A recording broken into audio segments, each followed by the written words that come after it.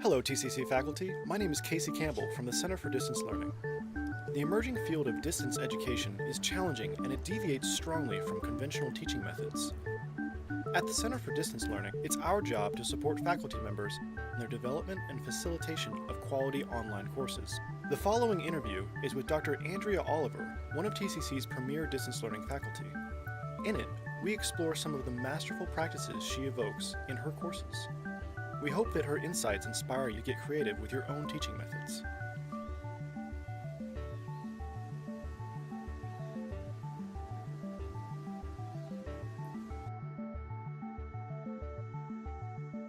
How do you feel the workflow? What do you think the workflow is like with an online course? Do you think that maybe a huge bulk, an intimidatingly large bulk of the work is done before the class even starts? So developing the class and getting it all together. Unequivocally, yes. But after that, is it more of a maintenance deal? But even so, there's a lot of work involved? There's still a lot of work involved, but the bulk of your work is put in on the front end. But it's even before you even get into the Blackboard site itself. You have to literally think about it. And I think that's the part of it that makes it more, I guess it's really breathed life into what I do. You have to make conscious decisions about what you're going to, the content you're going to cover, and how best to reinforce the content to measure comprehension. You don't really have to think about it that much if all you're going to do is meet with your class and lecture. Absolutely. In this environment, you have to really think about it. Since I'm not delivering real-time lectures, the challenge is I can't necessarily pepper a lecture in real, unlike in a face-to-face where I can pepper a lecture with anecdotes, or I can think on my feet and say, okay, I can assess from looking at my students' faces, or they're there to raise their hand and immediately say, hey, I didn't hear what you said, or I didn't get it, or I don't understand. Can you help me out here? And either I'm able to do some on my feet kind of thinking and quickly address another, or think of another way to explain the concept that they didn't seem to get, or a classmate can kind of help me out in that real-time environment.